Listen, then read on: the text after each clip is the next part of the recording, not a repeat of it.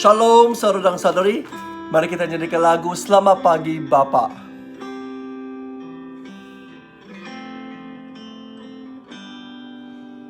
Selamat pagi Bapa, selamat pagi Yesus, selamat pagi Roh Kudus. Terima kasih atas anugerah-Mu. Semalam telah berlalu, ku memuji, ku bersyukur, memuliakan nama-Mu. Allah Bapa, Putra Roh Kudus, terima kasih. Mari kita bersatu dalam doa. Ya Allah Bapa, selamat pagi kepadamu, kepada Anak, kepada Roh Kudus. Selamat pagi Bapa, kami bersyukur setiap pagi berkat-Mu dicurahkan kepada kami secara berlimpah-limpah. Setiap pagi kami bangun dengan hati yang bersukacita. Kami bersyukur kerana Engkau belum lagi memanggil kami balik sewaktu kami masih tidur. Engkau masih memberikan nafas kepada kami. Engkau masih memberikan tubuh badan sehat kepada kami. Kami bersyukur dan bahkan Engkau masih memberikan firman-Mu yang penuh berkuasa kepada kami sebagai pedoman, sebagai hiburan, sebagai kekuatan kami. Terima kasih Bapa. Dan pagi ini Bapa, apabila kami membaca firman-Mu, biarkanlah Engkau membuka mata rohani kami, membuka hati rohani kami, supaya kami boleh memahami kehendak-Mu, memahami rahsia yang ada di dalam firman-Mu Bapa. Terima kasih, kami mahu menjadi seorang yang berbahagia dengan mendengar dan mentaati firman-Mu. Dalam nama Yesus Kristus yang Maha Berkuasa kami berdoa. Amin. Ya saudara dan saudari, biarkanlah kita membaca daripada Mazmur 83 ayat 1 hingga 9. Mazmur Asaf, sebuah lagu. Ya Allah, janganlah membisu, janganlah diam sahaja. Lihatlah, musuhmu memberontak dan orang yang membenci Engkau melawan. Mereka membuat rancangan licik melawan umat-Mu. Mereka berkomplot menentang orang yang Engkau lindungi. Kata mereka, mari kita binasakan bangsa mereka, supaya Israel dilupakan selama-lamanya. Mereka bersetuju dengan sebulat suara untuk bergabung menentang Engkau. Orang Edom dan orang Ismail, orang Moab dan orang Hagri, orang Gebal dan orang Amul, dan orang Amalek, orang Filistin dan orang Tirus, orang Asyur pun turut serta. Mereka bersekutu yang kuat bagi orang Ammon dan orang Moab, keturunan Lot.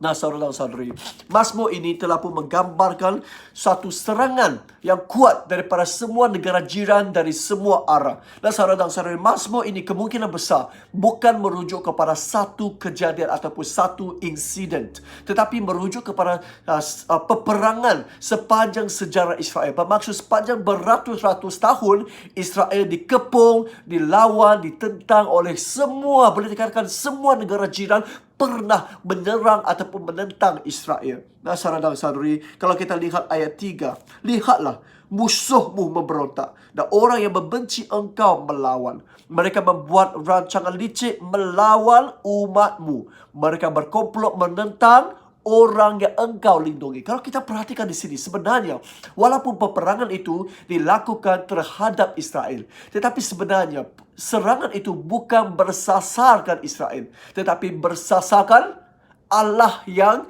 dipercayai oleh Israel. Kalau kita lihat ayat 3, musuhmu. Musuh siapa? Musuh itu bukan musuh Israel, tetapi musuh Allah.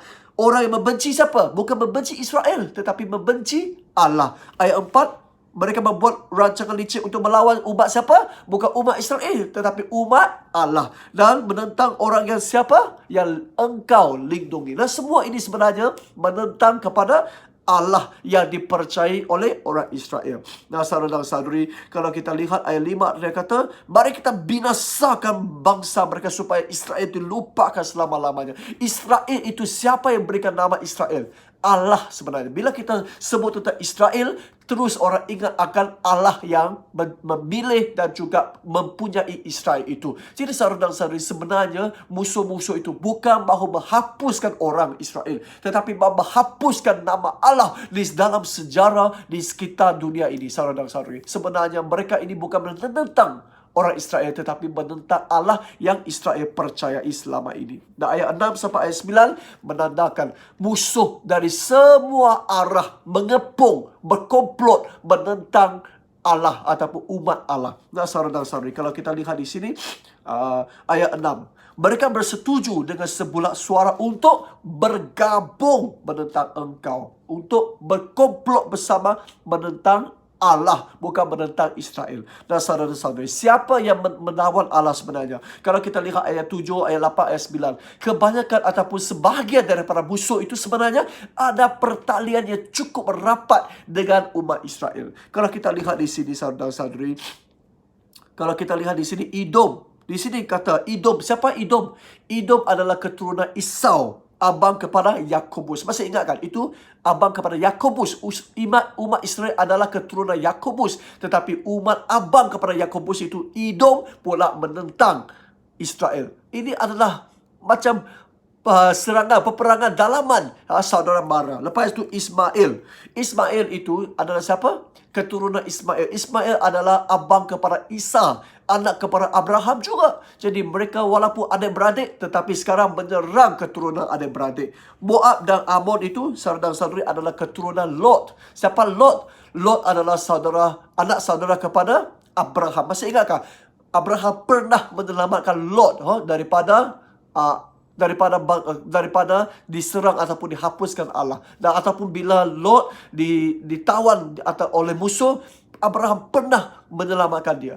Abraham sangat mengasihi Lot sehingga membiarkan Lot untuk memilih tempat yang dia mahu pergi dahulu. Dan saudara dan saudari, anak saudara ini sekarang menyerang keturunan Israel. Nah, saudara dan saudari, kebanyakan Edom lah, Ismail lah, Moab dan Ammon, Moab dan Ammon, mereka adalah di bahagian timur ataupun timur barat. Nah, saudara dan saudari, timur di bahagian timur dan sampai ke selatan. Nah, saudara dan saudari, Hagri. Di siapa Hagri? Hagri adalah di sebelah timur sungai Yordan.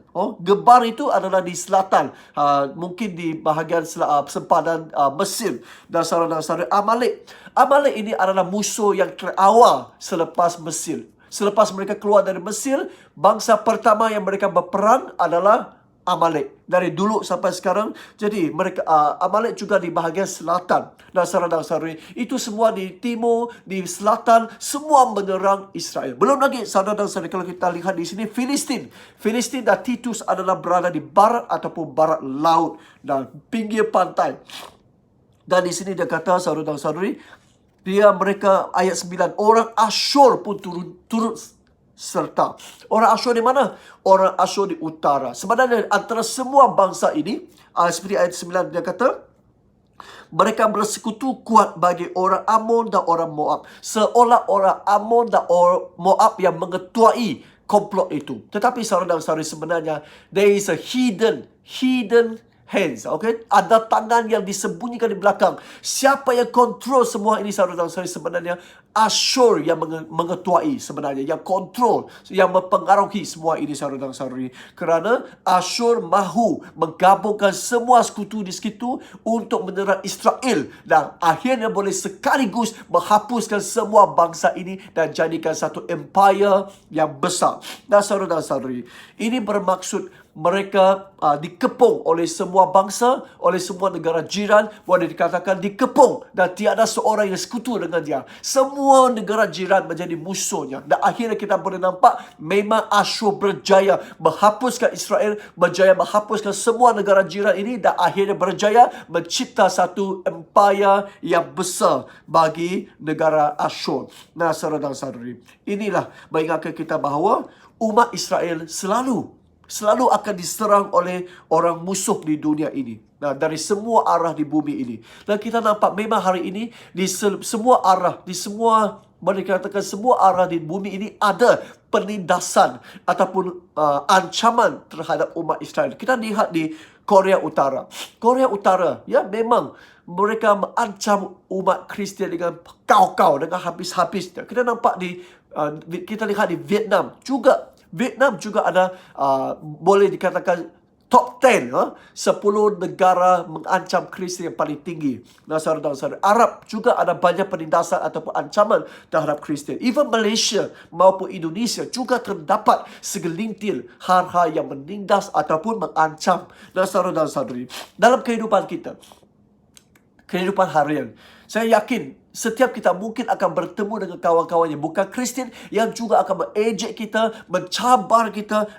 Bukankah kamu Kristian? Kristian tak boleh marah, Kristian tak boleh benci, Kristian mesti mengampuni, ataupun ada kata, saya tampar sebelah kiri, nanti sebelah kanan pun perlu menoleh dan biasa tampar. Nah, ini kerana kita memang berada di dalam dunia ini, dan dunia ini sebenarnya bukan menentang kita, tetapi menentang Allah yang kita percayai ini. Sebenarnya, saudara-saudara, oleh itu kita sebenarnya tidak perlu risau.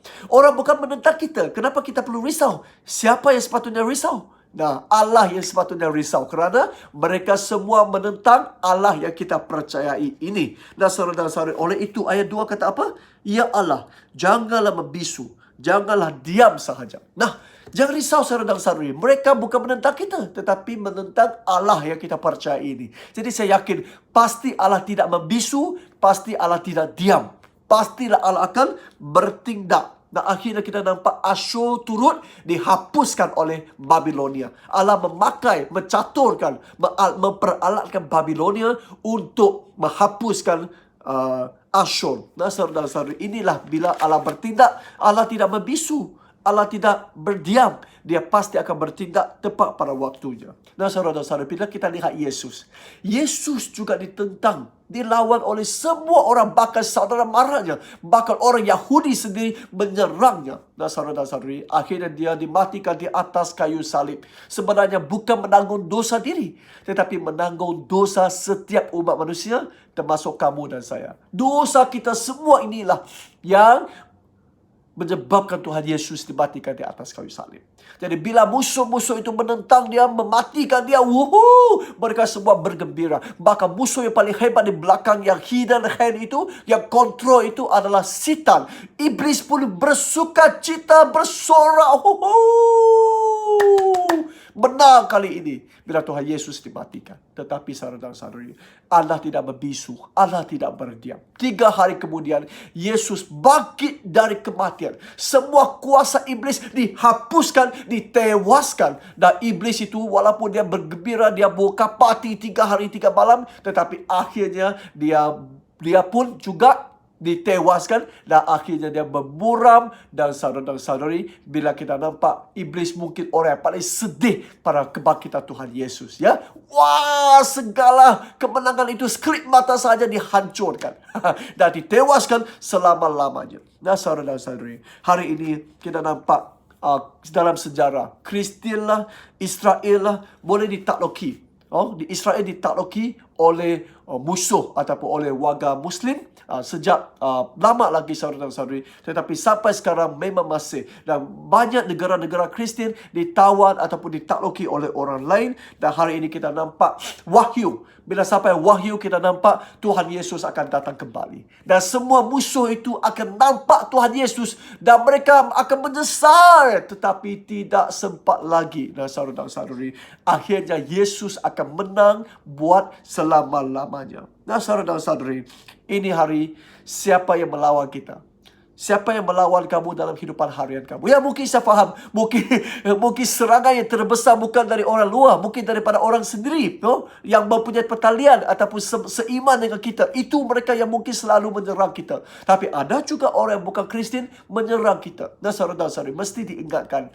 Bila orang bukan Kristian melawan kita, menentang kita, jangan kamu sakit hati. Ayo, apa yang saya buat salah? Ayo, kenapa mereka benci saya? Mereka bukan benci kamu, tapi mereka benci Allah yang kamu percayai itu. Amin. Jadi apa yang kita perlu buat? Kita perlu berserah kepada Allah, dan kita yakin Dia tidak membisu, Dia tidak berdiam, Dia pasti akan bertindak tepat pada waktu. Amin.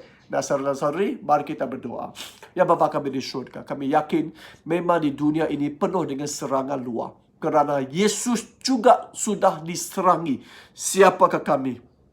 Kami ini pengikut Yesus yang mengikuti jejaknya untuk dibenci, untuk ditentangi oleh semua orang di dunia ini. Tapi kami perlu bantulah kami supaya kami ingat bahawa mereka bukan menentang kami, tetapi menentang Engkau yang kami percaya ini. Jadi Engkau tidak akan membisu, tidak akan berdiam, Engkau pasti akan bertindak. Memang dalam sejarah kami banyak kali nampak bila Engkau bertindak, musuh semua dikalahkan. Dan kami yakin pada akhirnya, seperti mana dikatakan oleh Wahyu, Engkau adalah pemenang agung dan muktamad yang paling akhir sampai selama-lamanya. Bapa, kami bersyukur kerana kami telah pun memilih pangkalan yang betul, memilih kapal yang betul, iaitu Tuhan Yesus sebagai pangkalan kami. Kami menyerahkan setiap kami dalam tangan Tuhan. Kalau kami ada yang diserang, terutamanya di negara-negara terancam, seperti di Selatan Utara, seperti di Korea Utara, seperti di Vietnam, di mana-mana negara lain, kami mohon agar Engkau melindungi umat-Mu supaya mereka dibebaskan daripada segala serangan. Mereka diberikan kekuatan untuk menewaskan semua serangan itu, Bapa. Terima kasih, Bapa. Mengabulilah doa kami. Dalam nama Yesus Kristus yang berkuasa kami berdoa. Amin. Ya Tuhan, berkati semua saudara dan saudari.